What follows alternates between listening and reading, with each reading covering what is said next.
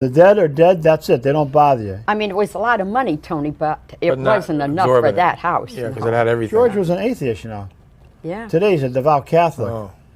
He attends church daily, and his wife. There's Kathy. There's Kathy in Happier Days. She was a waitress at that time. Mm-hmm. Yeah. And this was to be their dream house. You know, this is what they saved for. This is what they wanted. Right. They were newly married. The 3 children, of course, were Kathy's, but George treated them like his own children. Oh, he did. He was very good to the children. And there's statues. Now, here's my argument right here, ladies and gentlemen. Look at those statues. You know where they came from?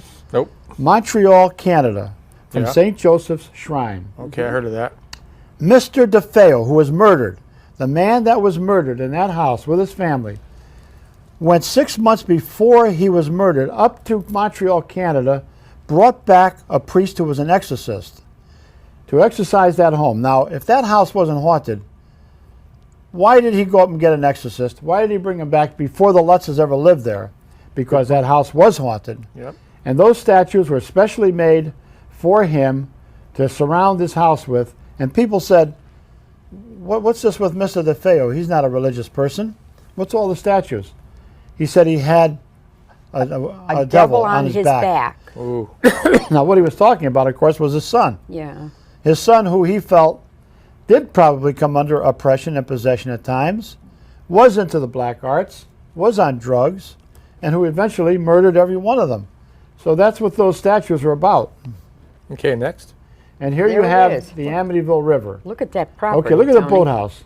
There's the house in the background. $50,000, ladies and gentlemen. That'd be like $500,000. That's more right. Than that. More than that. On the Amityville River. But look at the boathouse. That's where the boathouse in the background. An Indian tribe had kept prisoners, dying prisoners, went mad, starving. And, you know, tragedies like this draw inhuman or diabolical spirits because they love to see human misery, human tragedy. And I believe that's where it all started. But George also had a brand new boat in there, brand new, with $500 worth of tools that he left behind. And his motorcycles. 2 motorcycles, custom made. Wow. A man like that doesn't leave all that behind. No, absolutely not. No.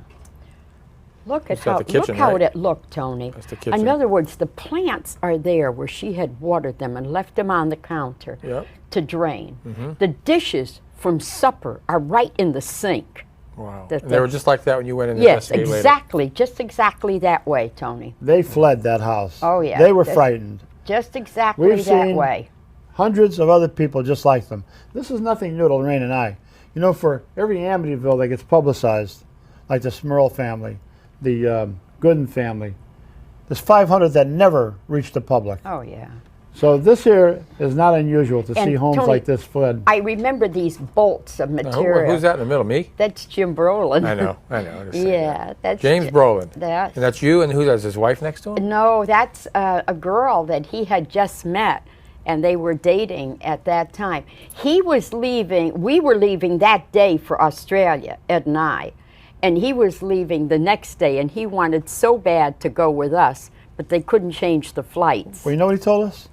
He would go over to the Amityville home, he'd park out in front, and he'd look at the house, and he thought, I'd like to go over and knock on the door and see if I get in. But then again, he said, no, I'm not going in there. Really? He wouldn't go in because he was frightened. He was, yeah, he didn't want to subject himself to that. What a wonderful person he was. He's a nice guy. Oh, nice person. Really nice guy. Very, very nice guy. Now, what's that? Now, that's the 2 cameramen that came in. Both of these men knew combat assignments, Tony, both of them. They had such severe heart palpitations. Most of the men did.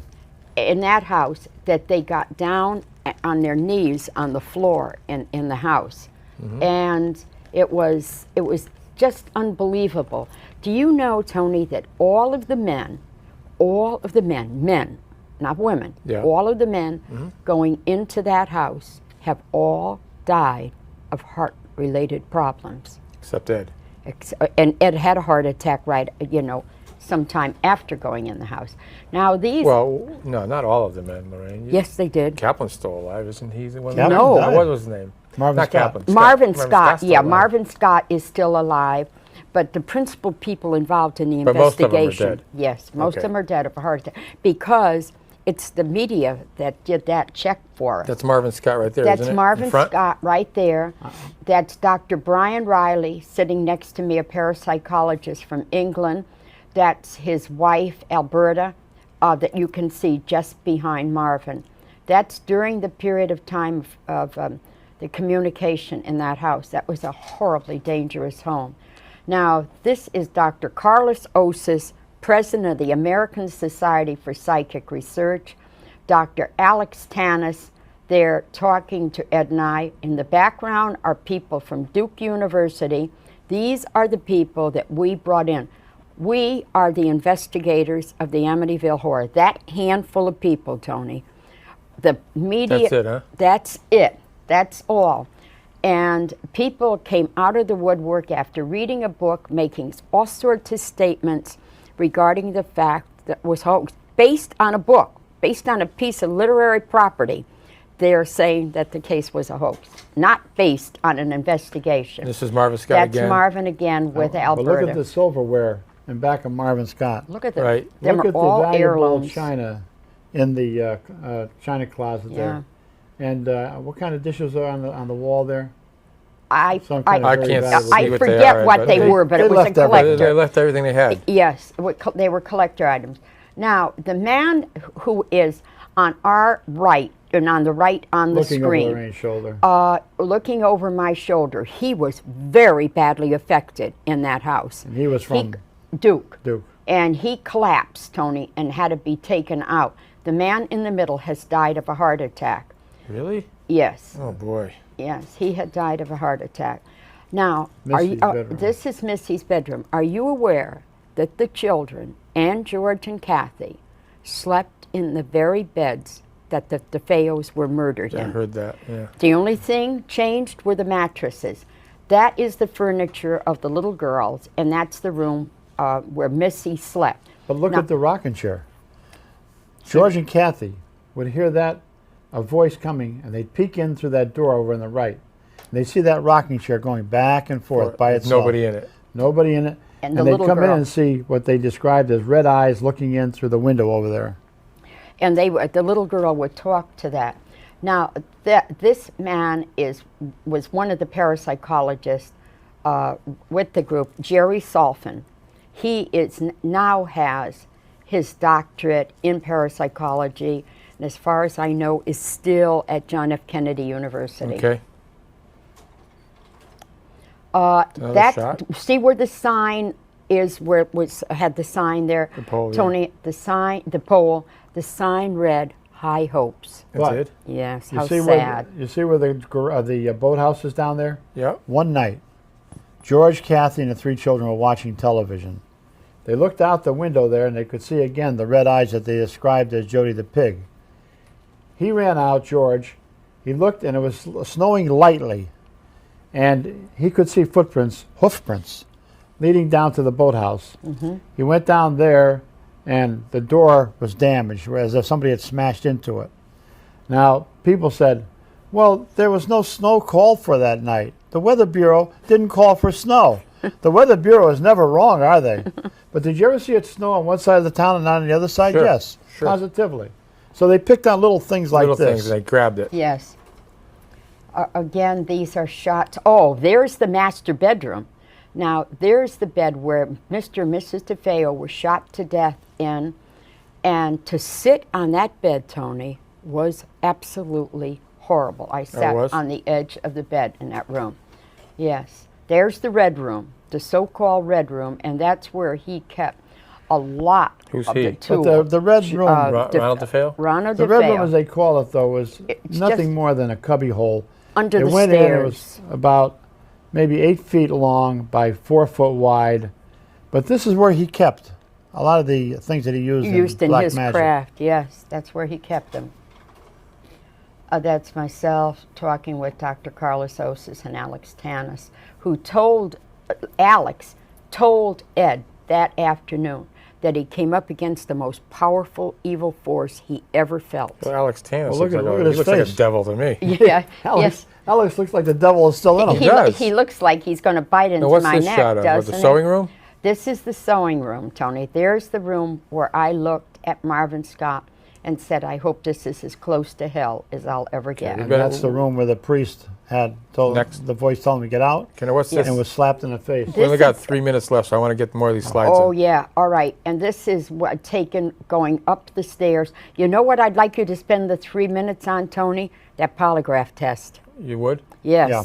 That's very, very important. Right Okay, This so is what we'll made do by is the we'll chief- shut off the slides, and then we'll go to, I have this, Now, this ladies is a and gentlemen, document. This is a document. You want to explain it? You want to Yes. explain This is a document from Mr. Chris Gugas, who was president of the Polygraph Association of America at the time of the hauntings in the home in Amityville. He had tested both Mr. and Mrs. Lutz and another polygraph expert. And here is the results. Okay, I'm going to read this. This is by the Professional Security Consultants. Okay, here it is. Regarding George and Kathy Lutz, dear Mr. Moses, on June 19, 1979, a polygraph examination was conducted on George and Kathleen Lutz at this office. The issues to be resolved concerned events which took place at the Lutz's home in Amityville, New York, during December 1975 and January 1976. Mr. Lutz's examination was conducted by Chris Gugas, and Mrs. Lutz was examined by Michael Rice of this office. Both examiners reviewed a book written by Jay Anson, which presented the Lutz's experiences during the period. Both subjects were then interviewed in depth by each examiner in order to make certain that each person understood each critical question to be asked on their examinations. Excuse me. Following the initial pretest interview, stimulation tests were then given each subject in order to determine if they would be suitable subjects for the polygraph. Both examiners were satisfied with the results of their stimulation tests. Then the actual exam was undertaken.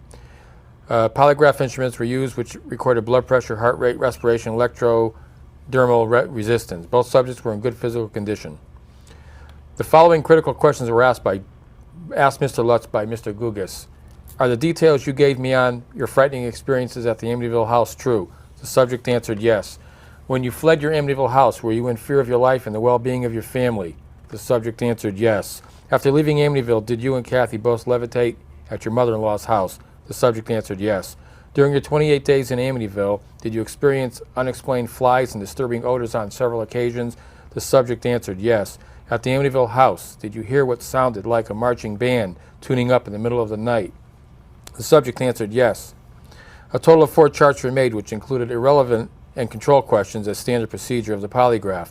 It was noted that Mr. Lutz's blood pressure tracing revealed extrasystolic heartbeats as a regular pattern throughout his exam. This does not affect his examination in the final evaluation. This condition is not unusual for persons with strong athletic participation.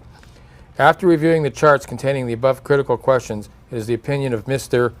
Gugas that Mr. George Lee Lutz answered truthfully to all of his critical questions asked in his examination.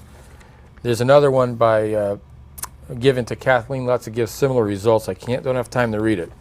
After Mr. Rice evaluated Mrs. Lutz's charts, it was his opinion that she answered truthfully to all the critical questions listed above and that no deception was indicated to any of those questions. Respectfully submitted, Chris Gugas, Polygraph Examiner, member, American Polygraph Association.